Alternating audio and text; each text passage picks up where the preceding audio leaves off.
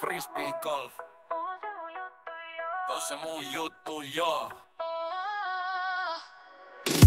Tänään taas lähetään mettään piskoo kiekkoa ai.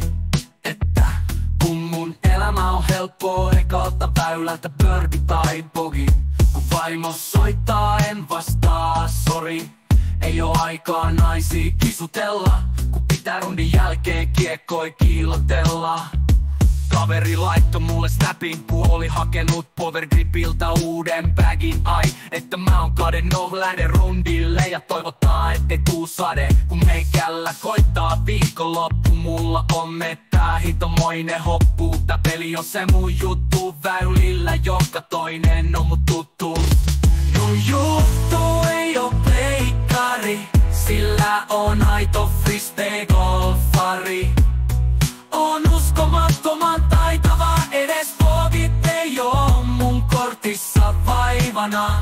Seuraavaks heitän hoolarin ja on aika palata, jou. Kuulin kaverilta, että mun vaimo mua pettää. Olin surullinen, mutta sitten pääsin mettään. Kaveri antoi mulle sen hienon mainkiekon lainaan. Enkä ollut enää surullinen, että toinen mies mun naista painaa. Maanantaina sain töistä kenkään, mutta nyt enemmän aikaa frisbeetä heittää, joten se mua haittaa. Kiesin jälkeen moikkaa äijää, joka kävi mun naista laittaa.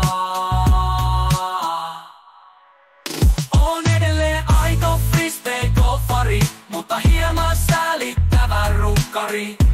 Vaikka oot tosi taitava, ei oo enää yhtä